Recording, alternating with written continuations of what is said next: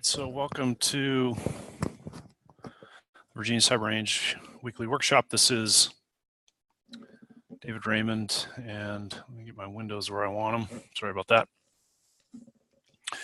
All right, weekly workshop, February 19th. Welcome, and today we're going to talk about CTF challenges.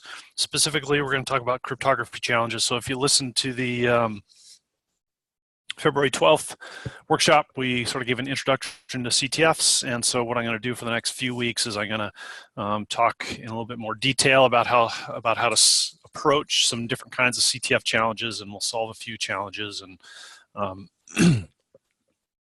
and the idea is that you and your students can use these to get some introduction to some of these different kinds of CTF challenges, and then you can go start hacking on your own challenges that you find in the Cyber Range practice CTF or in some other CTF. So if you want to play along today,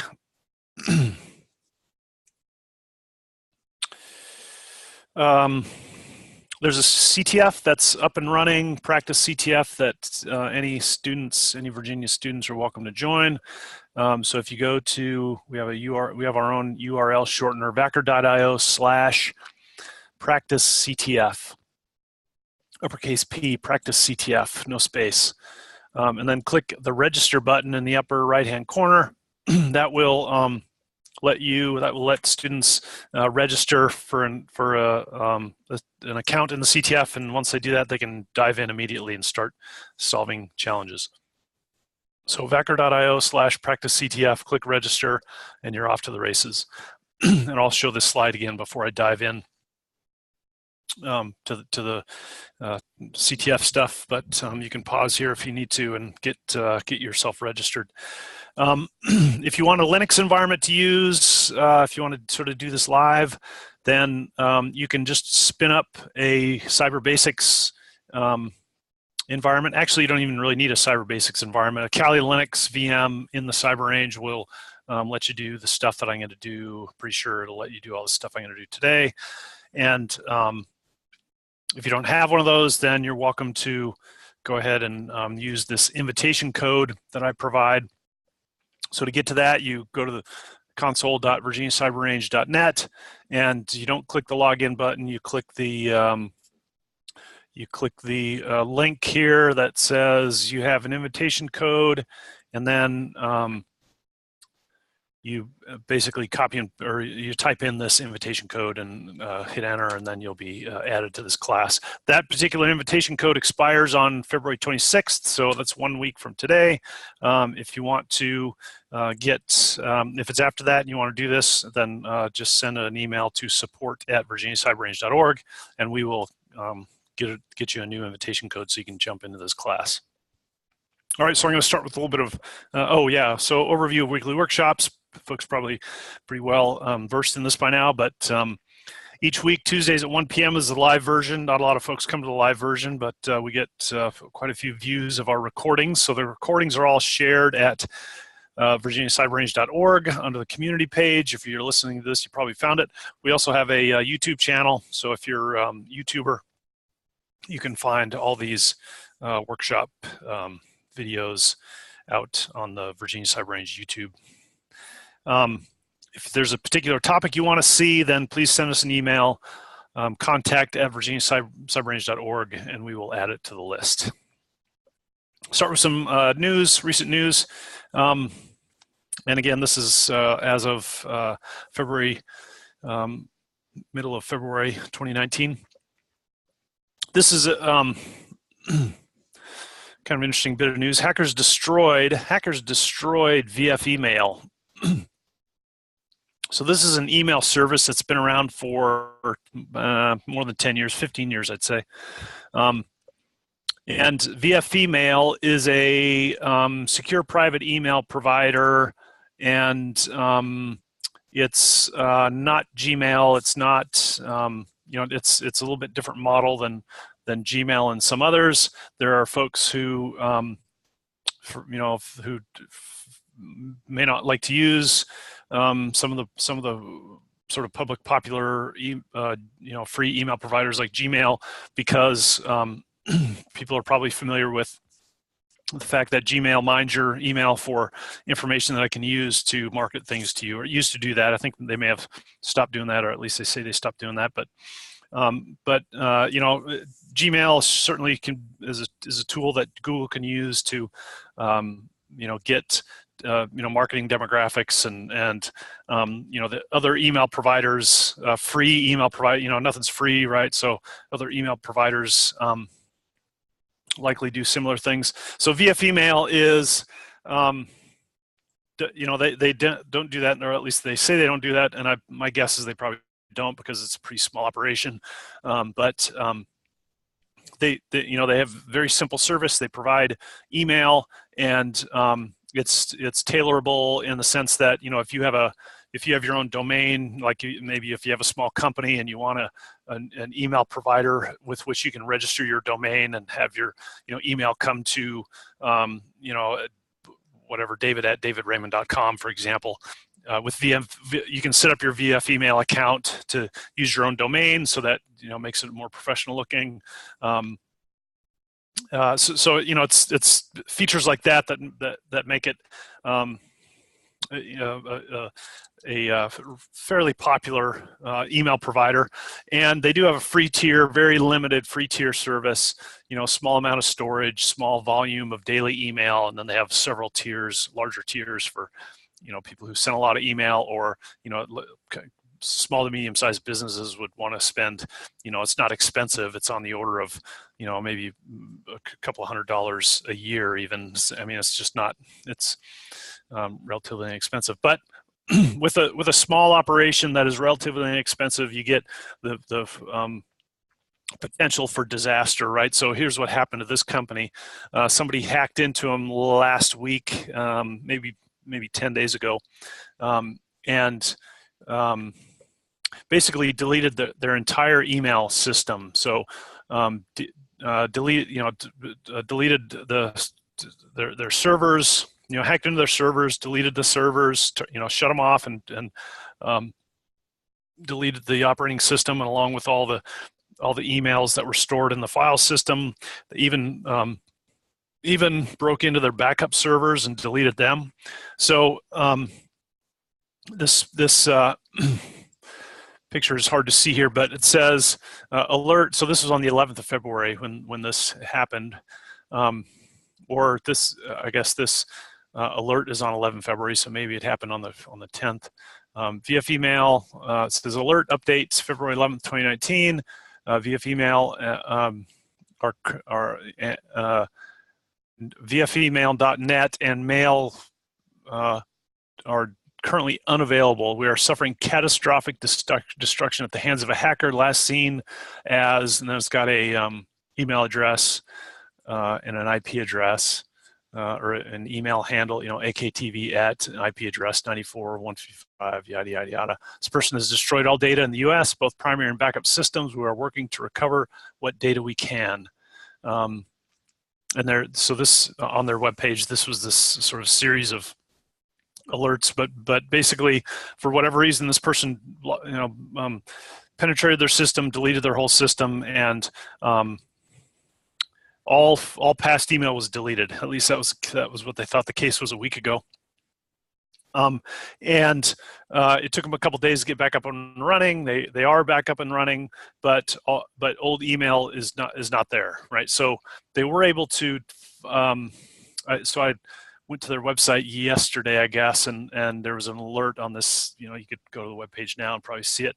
There was an update that said, we found a backup system that was offline, and we were able to recover emails prior to some day in 2016. So maybe like July 2016 or something like that. Previous to that, they have the emails, and they're going to try to make them available again. But basically, the worst possible thing happened to this company.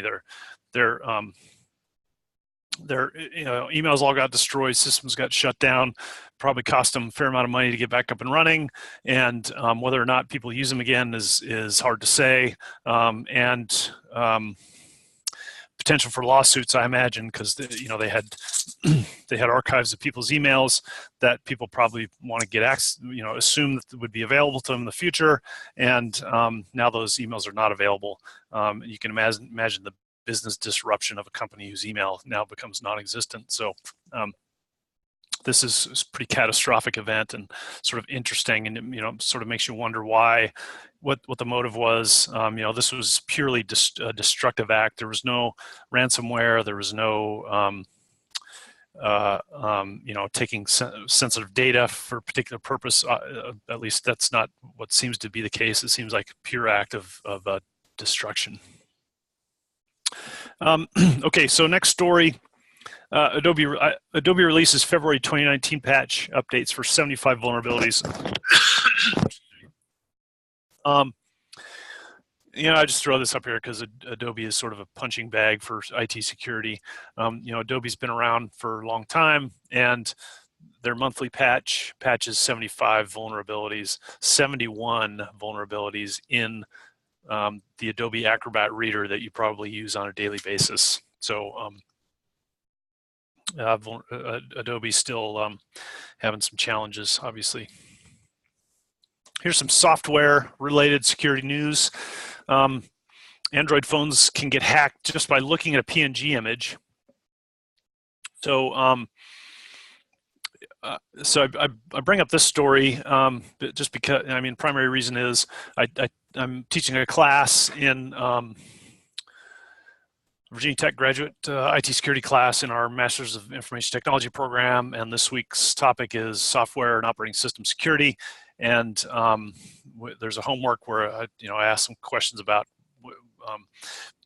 buffer overflows and different kinds of buffer-related attacks on software. And one of the questions is related to can you execute a buffer overflow without having access to without typing things in the keyboard. Most buffer overflow attacks involve, you sort of construct some attack at the, in a script or something, and then you launch that attack at the software, and you cause the buffer overflow. In this case, you take a PNG image, a portable network graphic image.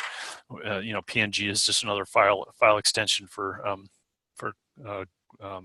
graphic images, photos for the most part. And you take a carefully constructed PNG image, and it's got the buffer overflow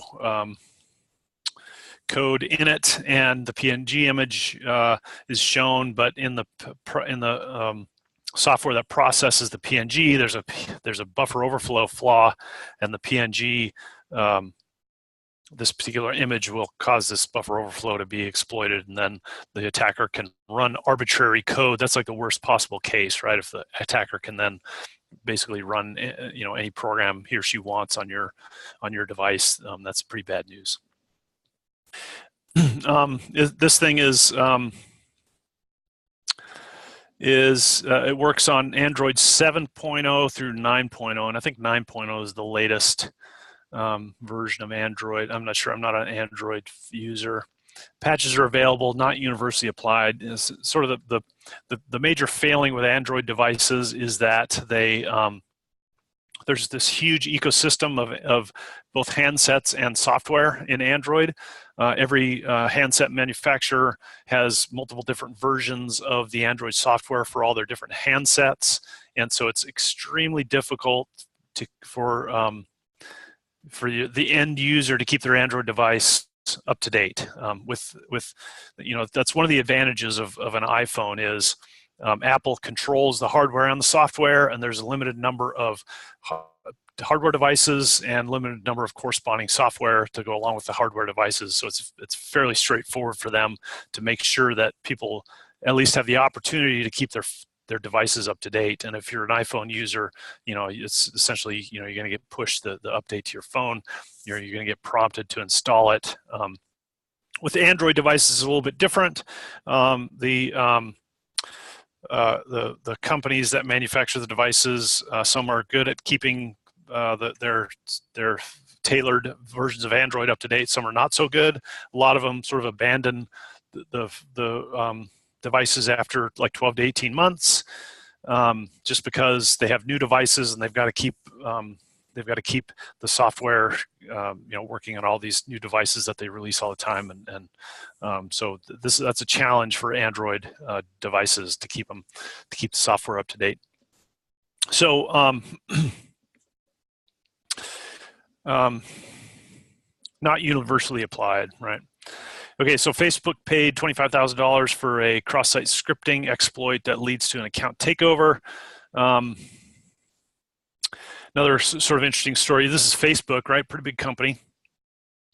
And they have people who write bad software at Facebook, believe it or not. Simply must get a victim to click on a legitimate Facebook. So the link, if you were to look at this link, it actually looks https://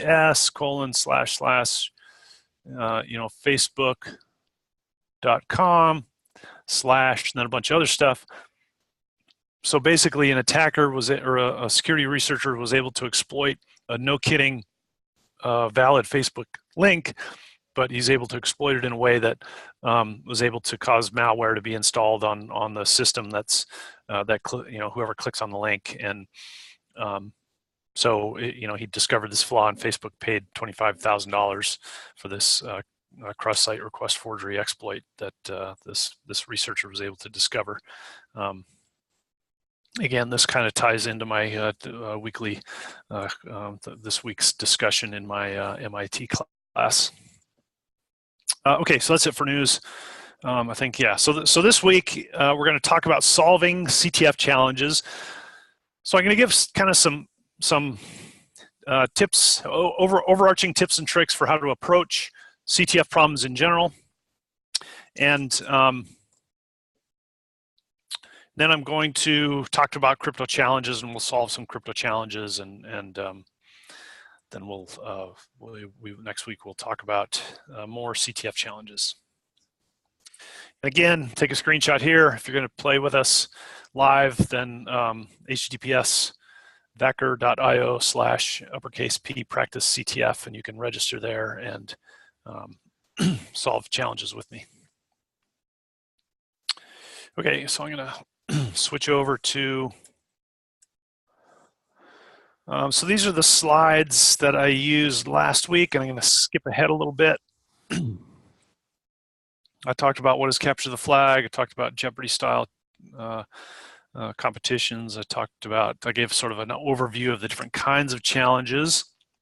And so I'm going to jump right in here to general tips when you start looking at CTF challenges. And then I am going to talk about cryptography challenges and just some hints and tricks to approach those challenges. So I'll start with overall general tips, right? So CTF, you generally go into a CTF and you see something like this. You get a series of categories and then point values for each category. And in general, the point values increase as the difficulty of the challenges increase, right? So here in this example, there's a bunch of trivia, and these are like wimpy trivia challenges, right? So the points are very low. But if you look at the web challenges, right, it starts with 100 and then it goes up 200, 300, 400, 500, 600. You would expect that these challenges get more difficult as the point values increase. Now, one thing to keep in mind about that is the challenges are more difficult as the point values increase. That's more difficult in the eyes of the challenge creator. And so what oftentimes happens is the creator of the challenge maybe just doesn't know, it doesn't have experience exploiting a particular flaw, and so they think it's difficult when it's not difficult. Or there may be a solution to a particular CTF challenge that they just don't think about. So if you'll see often that there are multiple approaches, different ways to solve the same challenge, and if if the person who creates the challenge doesn't think of some sort of relatively straightforward, easy solution, then they may assign a higher point value than they should. But in general, look at the point values, and if you are a new CTF person, then start with the lower point value challenges. And then as you gain experience, you can sort of move up and solve more and more difficult challenges. The challenge name is almost always a hint. Challenge name is almost always a hint. So it's often useful, if you get a challenge and you just don't know what you're supposed to do, right? I mean, that's the nature of capture the flag. You often just don't know what you're supposed to do. But you're supposed to sort of make sense of the hints, the clues between the name of the challenge and the maybe there's a hint in the challenge itself that points you in a certain direction. So the challenge name is almost always a hint, and sometimes it's helpful to Google the category along with the challenge name. So let's say the category is let's say the category is cryptography and the challenge name is Pigpen, then maybe you Google cryptography Pigpen, and sort of in isolation, those two words aren't very meaningful, but if you put them together and do a Google search, you might find something useful. In that case, you almost surely will. So challenge name is almost always a hint. You should always think a little bit about the challenge name. Don't just click on the thing and then start looking at the file download or whatever without sort of putting some thought into what's the name of this challenge.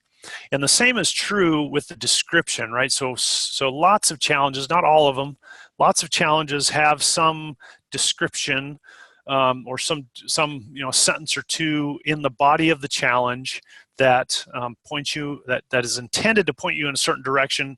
And again, oftentimes that little hint is gonna be relatively nonsensical, but it's usually that that description has some meaning, and you should consider it carefully. And again, if there are keywords in that description, then Google the category and whatever keywords you see, and you may hit a gold mine of useful information.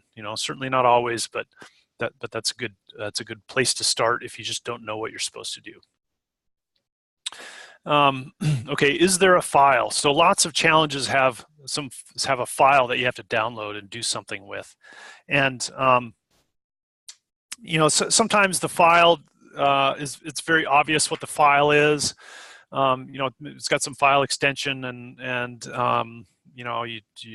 it's clear what it is, but in a lot of cases it's not clear, right? You might get some, particularly if you're doing like a reconnaissance challenge, often part of the challenge is to figure out what the heck the file is, and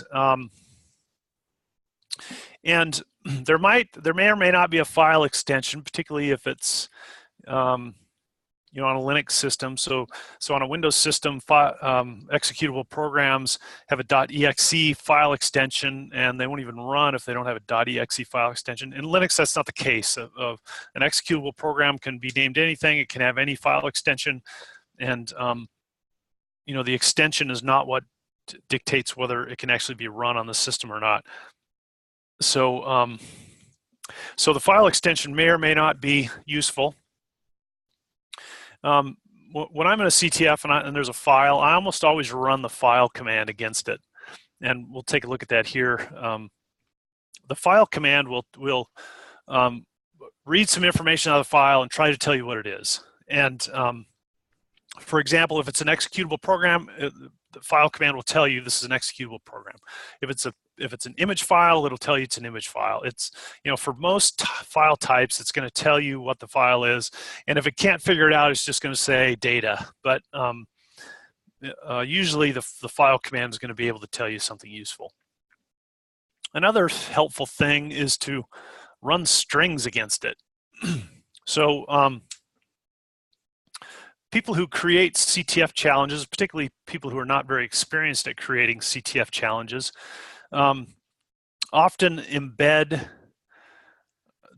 the flag is somehow embedded in the file, and it may be quite obviously embedded in the file, right? It might be that if you run strings against it on a Linux system, you see the flag. The flag just sort of pops out at you, and I'm not sure we'll see any of those while we're talking about cryptography. But this is something that you often see if you have a binary exploitation challenge, for example. If you're supposed to reverse engineer some piece of software and get it to dump the flag out, sometimes that flag is a literal string in the code, and the strings command will often just spit out the flag. And sometimes that's by design. Sometimes the person who created the challenge just isn't very experienced at creating CTF challenges, and they don't realize that that's the case.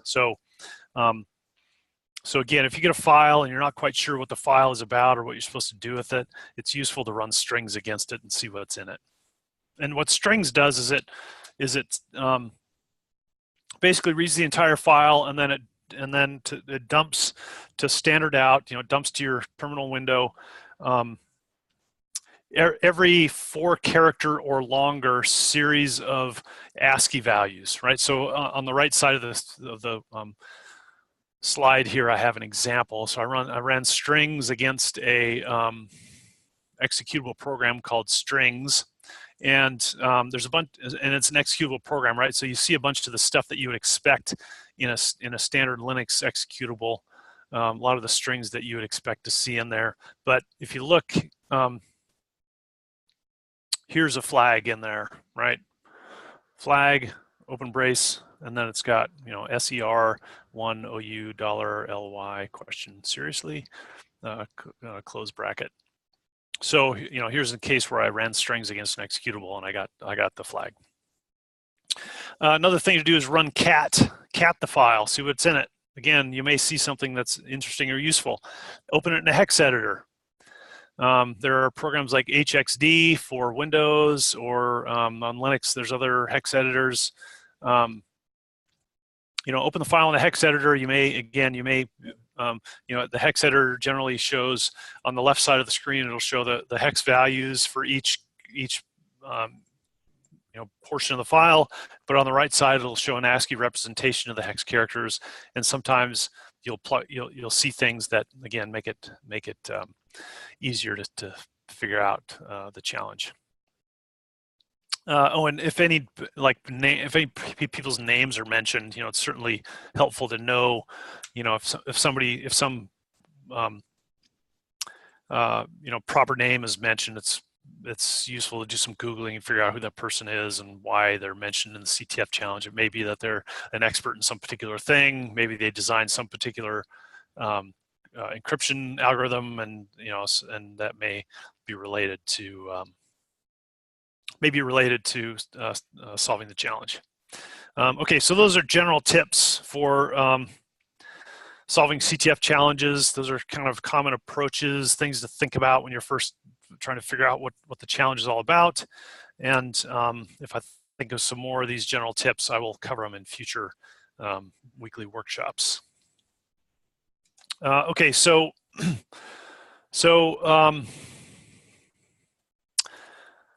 jump over that. Okay, cryptography. Today I'm going to talk about cryptography. And I got a couple of slides to talk about approaches to different kinds of CTF challenges and different things that you might see. And then we'll delve into a couple of CTF challenges and wrap up maybe a few minutes early. So a crypto challenge. In a crypto challenge, you're often provided with some encoded message and then some hint as to the encoding, right? That's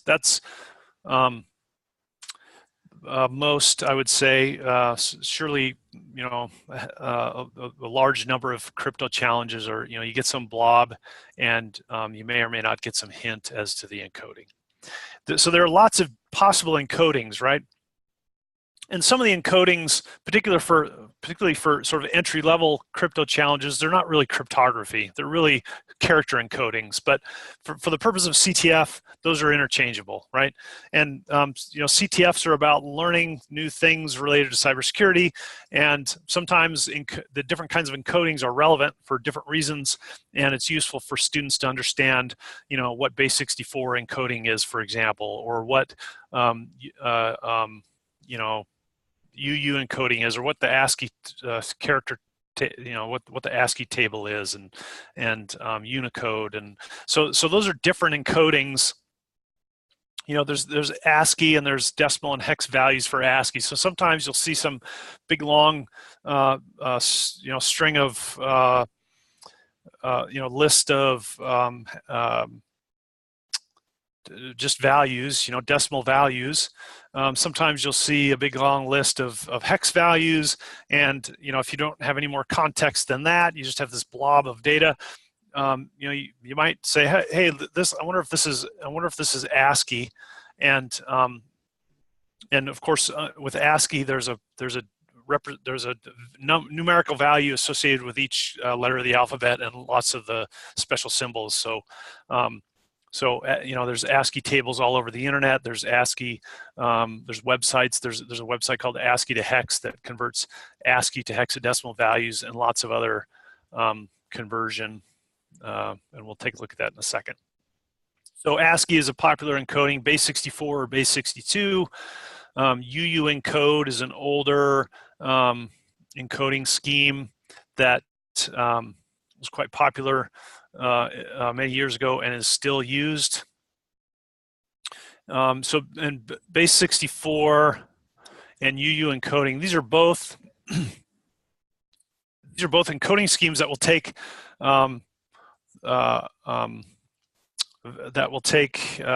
data that'll take like an image file, right? So there are some network technologies that require that the values that are passed, the protocols require the values to be in a certain range. For example, almost every network encoding scheme will accept ASCII values as input and output, but they might not accept the wide range of hex values that you might find in a executable program or in an image file. So what things like base 64 or UU encode, what they'll do is they will take that,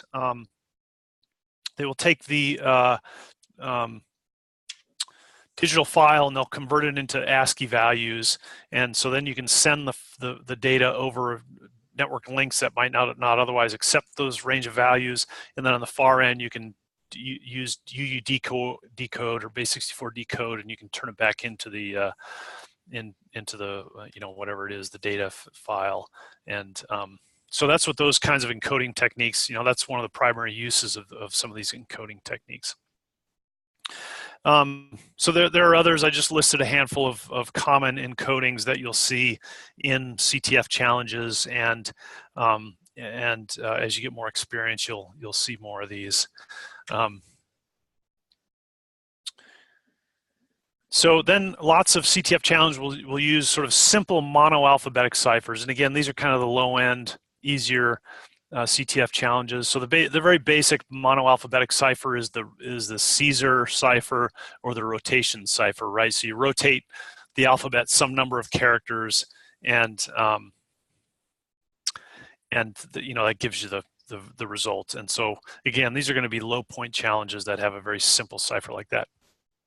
Then the next step up is a basic substitution cipher. So with a substitution cipher, it's not necessarily a rotation of the alphabet, but you do have this one-for-one replacement of a character of the alphabet with another character of the alphabet. So like an A is always a V and a B is always a Q or whatever.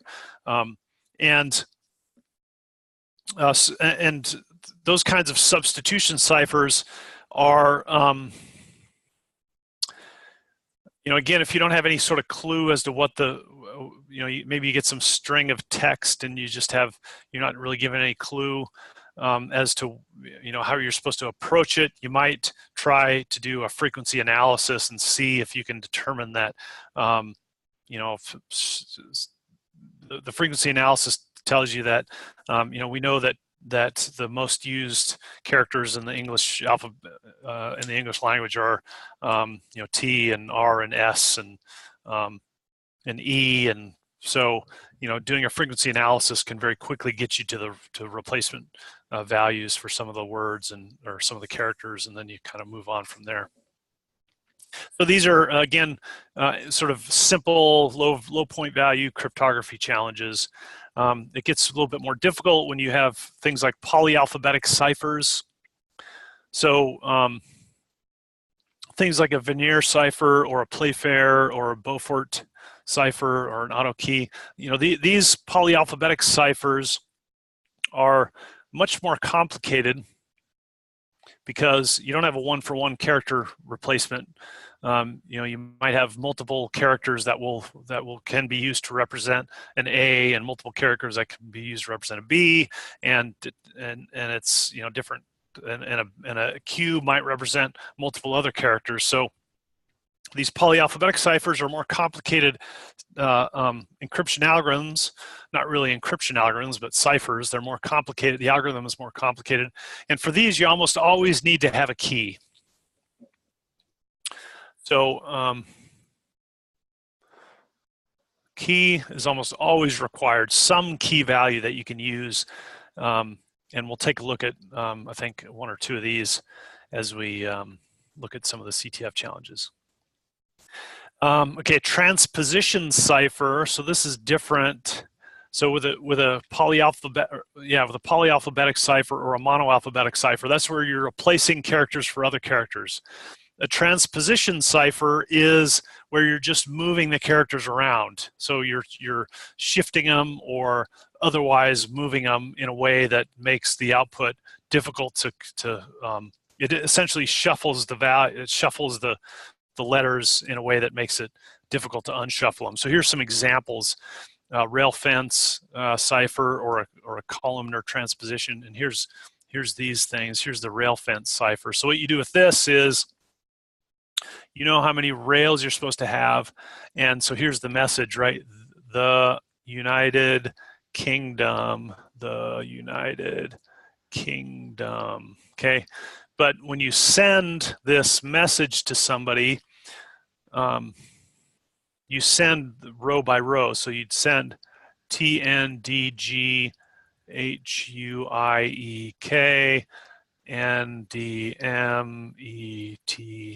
NDMETIO, and then somehow they know that it's a 3-rail cipher, so they know that they're supposed to say THE. Well, I guess they don't know that yet, but what they do know is that they're going to have T and D G. You know, you sort of split it into however many sections, and then you know, they know that it's going to end up something like this. So then they can end up putting the message back together, right? Just like it was over here. And then a columnar transposition. Here, what we do is we write the secret message out as a series of rows. So here we have A Midsummer Night's Dream, right? A Midsummer Night's Dream. And we have either a keyword across the top or a number across the top. Here we have a number. And so when you send, so what you do is you now take this and you mix it up. So you have row 1 first. So you have SIE, and then you go to row 2. So you have IRD, and then row 3. So D and R. 4 is MHM, etc. And then you send this row, this row, this row. And again, you get this mixture of letters that's difficult to unmix if you don't know what the key is.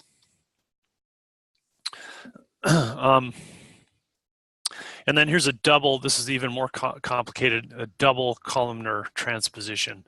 So you have the data, you run it through this process once with a keyword, then you have a second keyword, you do it again, and then you get out this result that has essentially been transposed twice, and it's you know, even potentially even more difficult to unravel. So, so again, these are sort of historical ciphers that have been used to mix up data, and there's lots of these. If you go out on the web, these are great things to talk to students about, sort of from a historical perspective. The Khan Academy has an intro to cryptography. There's a great book called The Code Book. The Code Book. By Singh, that gives us history of ciphers and codes and goes all the way up through the Enigma machines and modern encryption. Pretty good read. And then there are some challenges that are related to modern cryptography, right? Some will use symmetric encryption algorithms. So again, they'll have something that leads you to the encryption algorithm. For these, for both of these, you're going to have a key to solve these things. These almost always require that you're given or have to find the key, right? Okay. Cryptographic hashing. So sometimes you're given hashes and you have to turn the hash back into a word, and there are tools for that.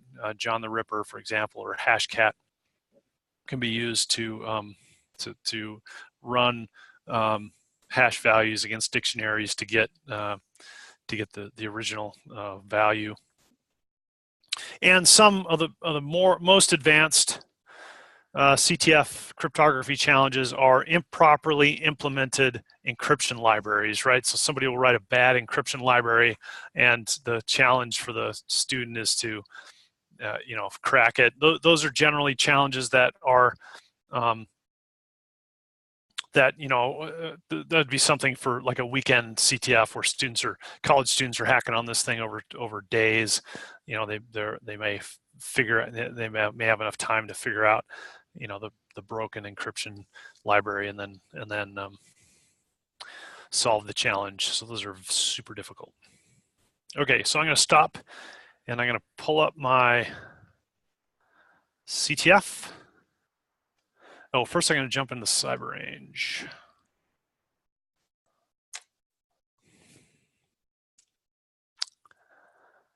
Sign in.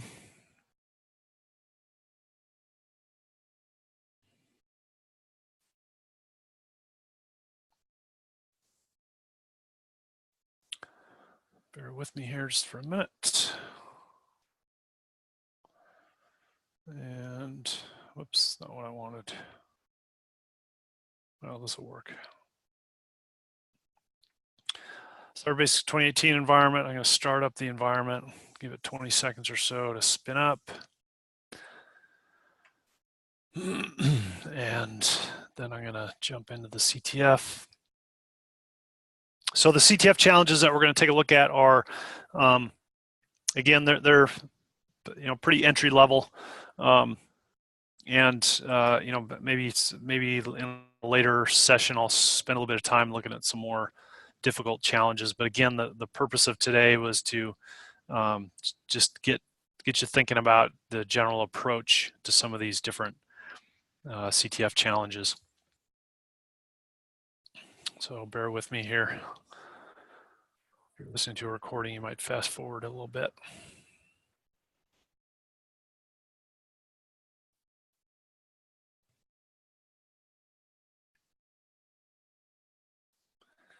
CyberRange must be loaded up this afternoon.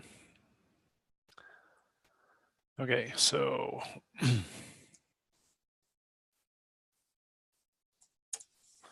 log in. And I'm going to open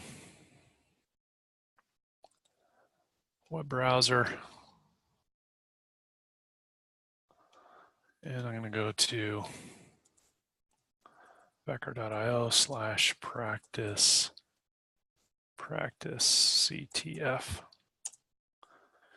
Okay, and here we are. I'm going to log in. So if you don't already have an account, then you should register.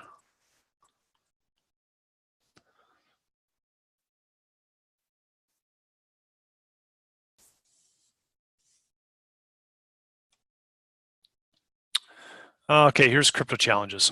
So we'll start out here with a simple one.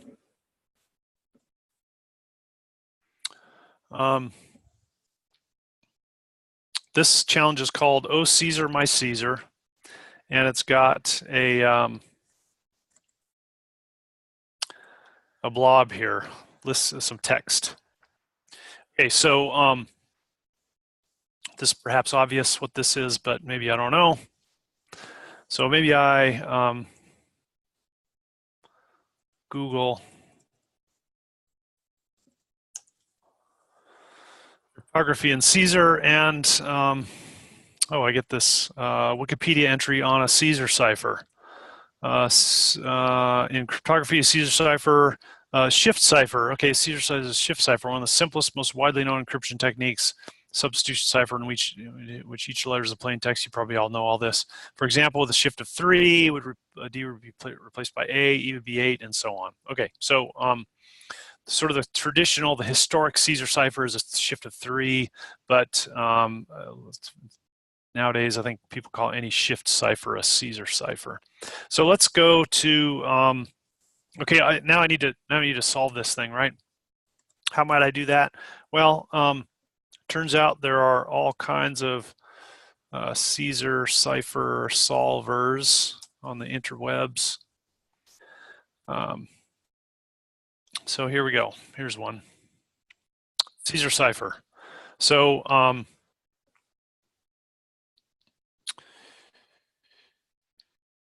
let's grab the blob. I'm gonna copy that. Whoops, what did I do? I'm gonna copy that, go to my Caesar cipher solver, and I'm gonna put in the thing, and I'm gonna hit decrypt. And this thing, this particular page, if you know the shift, then you put in the shift and it'll give you one result, shifted 3 times. Or this second radio button says test all possible shifts. So it's essentially a brute force attack on a shift cipher. So I'll get 25 different outputs over here. And if I examine the outputs, well, look at that, it's the very first one. And this one is fairly obvious when you see it, right? I came, I saw, I conquered. So that's the, Veni Vidi Vici, the Roman phrase. And that's the flag. So if I copy that, go back to my CTF, paste, hopefully it takes my uppercase. It doesn't, so I'm going to type in I came, I saw, I conquered. Okay, so I've solved, got 5 points. Okay, rotten. Here's rotten. Here's another. Okay, so rotten. What do you suppose this is? Again, if you look at the name of the challenge, rot 10, and so you kind of split that up in 2 words, right? Rot and 10, just based on the capitalization. And so what happens if I Google cryptography rot rotation cipher? Okay, so this is exactly the same as a Caesar cipher. Rotation cipher with a shift of 10 in this case. So I'm not going to do that one because it's too easy. Another easy one, it says. Okay. So another easy one. I've got a blob. So that seems to be the thing that I need to decrypt, as it were.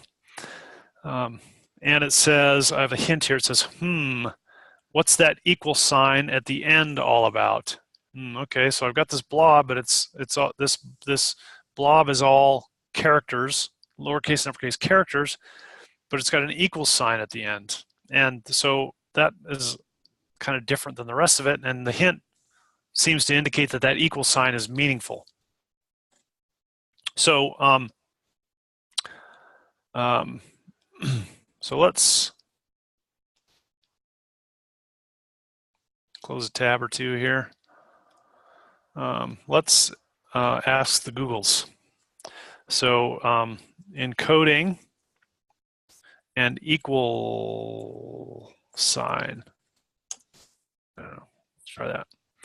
HTML URL encoding references. URL encoded characters. Okay, why? Okay, here's an interesting one. Why does base 64 encoded string have an equal sign at the end? That looks pretty. That looks pretty encouraging. I know that base 64 encoding is and how to calculate base 64 encoding in C#. However, I've seen several times that has an equal sign at the end. Why does it have an equal? Okay, so who cares why it has an equal sign at the end? What this indicates to me is that this is very likely base 64 encoding, right? The equal sign at the end is padding. That's the answer. Base 64 output has to be divisible by 3, so it pads with either 1 or 2 equal signs if it needs to. Okay, so base 64 encoding. How do I solve that? There are a couple ways to solve it. Here I am doing the copy. Couple ways to solve it. There are probably base 64 decoders on the internet. You could Google base 64 decoder in Google and probably find one pretty quickly. There's a tool called base 64 in Kali Linux. Base 64 encode, decode data, and print to standard output, and it accepts base 64 from standard input. So, so what I'm going to do is I'm going to say echo, and then I'm going to paste that thing. So when I do that, it just spits it out, right? But I want to pipe that into base 64-D. So the base 64 tool does the base 64 encoding or decoding. If you give the -D, it tells it to decode. So I'm going to echo that string, and I'm going to run it through base 64-D. And here's the flag, right? The flag is it gets harder from here. So I'm going to copy that.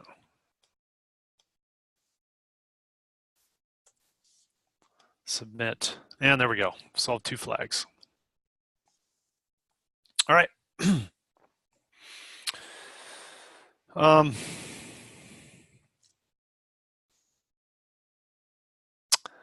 Okay, so here I have another blob. And Hazabta, name of the challenge, Hazabta, 15 points. Okay, so it's still relatively easy. Here's the ciphertext. What's the plain text? There's a hint here. So some of these challenges have hints that you can unlock for points. And if I was to select this, then I would give up 5 points in order to view this hint.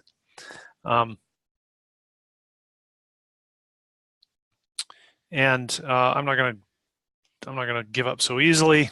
I'm going to Google cryptography. And how do you spell that? Copy. That's where I am. Paste. Sabta. Oh, hey, look at this. Turns out Hasabta is backwards. And really, what I was looking for was @bash. @bash is the @bash cipher is very common, simple cipher used for the Hebrew alphabet, modified to work with English alphabet. Okay, let's look at that.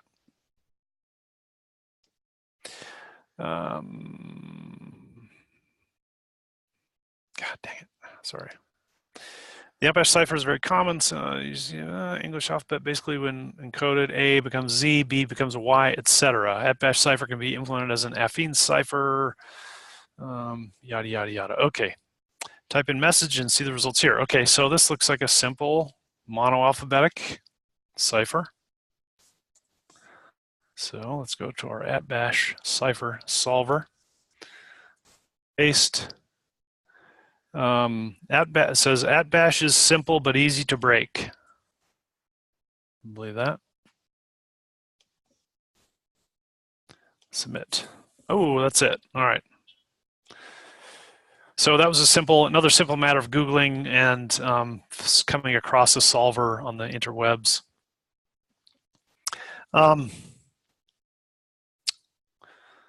Jump up one here. Apple, Apple, Apple. Okay, so this is Apple, Apple, Apple, Apple. 20-point challenge. Again, here's a blob, and here's a here's the name of the challenge. It's a single word over and over and over. And if you look at, so we didn't really talk deeply about the polyalphabetic ciphers and how they function. Well, we did talk about them on an earlier weekly workshop when we talked about cryptography. We looked at some polyalphabetic ciphers and how they function, how you use them, and there's a couple of them for which you basically have a keyword. You can think of the keyword as the key to the it's almost like it's not really an encryption key because we're not encrypting. We're it's wouldn't call this encryption, but the key is the keyword is repeated over and over in some of these polyalphabetic ciphers. So if you know which polyalphabetic ciphers for which the key is repeated over and over, then you could quickly solve this. And I could maybe Google that. I could Google polyalphabetic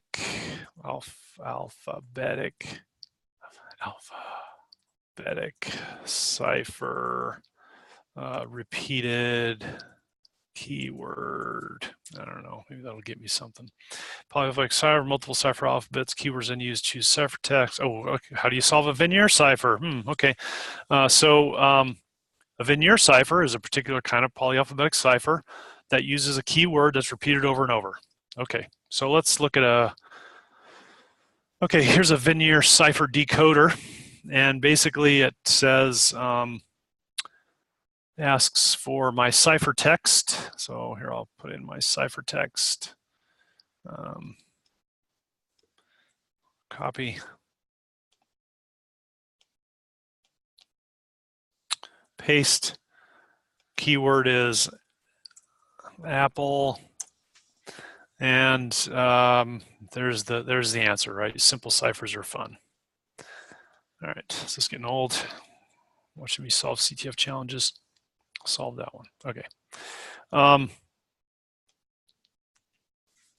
So I'm going to talk about some more of these, and I'm not going to solve them. I'll leave that as a exercise for the listener. Chief seems to have left his private GPG key laying around. Can use it to decrypt the flag. Okay, 40-point challenge. Here's a flag. Flag.text.gpg, and also is a private .key. Oh, that's interesting. So here's a flag that is encrypted and a private key. I'll bet you the private key can be used to decrypt that PGP file to get back flag.text. Okay, and so I'll leave that as an exercise for the listener, but this challenge is like many or most CTF challenges, it's really intended to teach some concept to the student. And basically, what we're trying to teach is, hey, can you use a PGP key to decrypt a PGP encrypted message? And if you can, then you get points. If you can't, then you don't get points. So we're not going to teach the student how to do it. We're simply going to give them that challenge and hope that they can figure it out. And it's pretty easy if you do a little bit of Googling. EBC what? Okay, so this is another one of these. Not quite sure what I'm supposed to do, but there's some hints, right? So it's a list of hex values, looks like, a bunch of hex values. EBC what is I don't know if that really tells me anything. There's a little quote here, old school is the best school. And that's from a retired IBM engineer. Okay, so what's is that leading us to? I don't know. Might be leading us to this being encoded in some historical encoding technique that was created by IBM. And so if you do a little Googling around those hints, those sorts of, use some of those words in a Google search, you'll probably come up with the encoding technique. Once you know the encoding technique, this is super easy to, there are tools on the internet that'll do that for you. So that's this one. 60-point challenge, more passwords, it says. Easy, just concatenate the passwords to get the flag. Concatenate the passwords to get the flag. Okay, and this is a file called unshadowed. And for those of us who have done, John the Ripper exercises, then you know that if you there's a tool in John the Ripper that's called unshadow. What that does is you basically point unshadow at the etc password file and the etc shadow file, and it combines them into a file that contains all the information from both of those locations. And so I just downloaded that, and now I'm going to cd into downloads, and I have unshadowed. So let's take a look at unshadowed.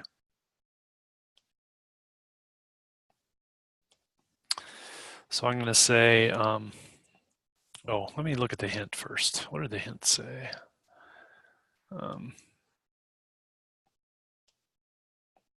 It says easy, just concatenate the passwords to get the flag. Okay, that makes sense. Take a close look at the hashes though. Some of them seem to have gotten corrupted. Take a close look at the hashes. Some of them seem to have gotten corrupted. Okay.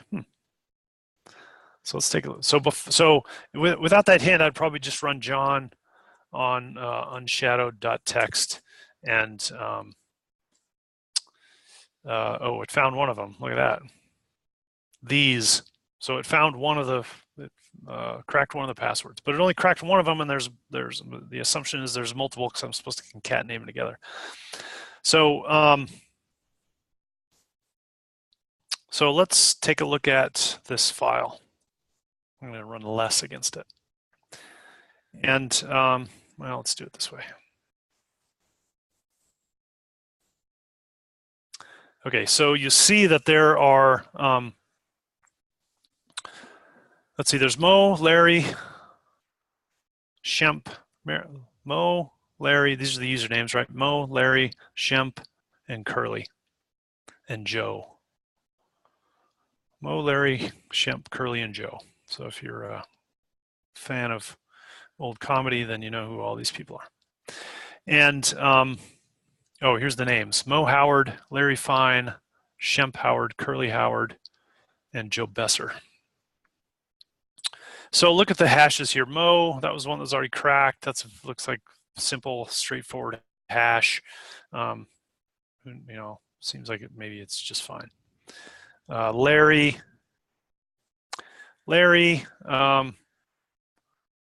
seems like I don't see, so what you'll normally see on the hash. So the point of this is to have students understand what the hash representations are in the etc shadow file, right? And generally you have $, and then 1 through 5, maybe 1 through 6 now, and then $, and those numbers indicate the type of hash used. So that indicates whether it's DES or triple DES or AES, and then whether it's AES 256, AES 512, AES 1024, etc. So $, and then if there's a salt, then there's a salt value followed by another $. So this is the salt, obviously, and then this is the hash. And so this is a super short salted hash, probably not a very strong. It's $1, so that's DES. I think that's single DES. Okay, now if you look here, this one, so Shemp, there's a problem, right? So the hint said that some of these are corrupted. Shemp, $, ? And then here's interesting though, the salt is SHA-256. And then here's the hash. So the hash goes up to from the last dollar up to the colon. Okay, so interesting. So the salt says SHA-256. So that tells me that this hash is, well, it sort of leads me to believe that this hash was hashed using the SHA-256 algorithm. But there's a question mark between the first $2, and question mark is not valid for that particular location in the Etsy shadow file. So what you have to do is you have to figure out what number should be there to represent a SHA-256 hash, because John the Ripper won't crack this unless it can read this and know what kind of hash it is. Okay, so here's the next one, curly.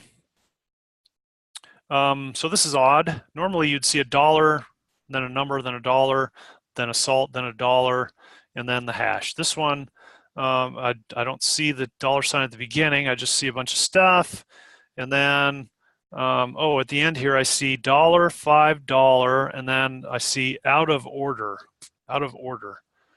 So again, corrupted. This somehow got corrupted, and so it's out of order, right? So what the student should do is edit this file to grab this, to grab the hash indicator and the salt and put them at the beginning of the hash, and then this thing will get cracked along with everything else that's $5.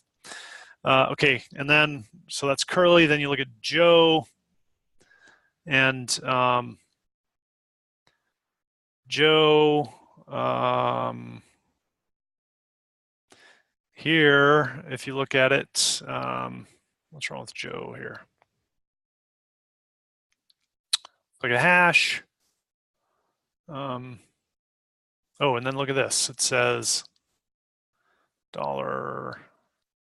Okay, so here, again, we have the things are out of order, right?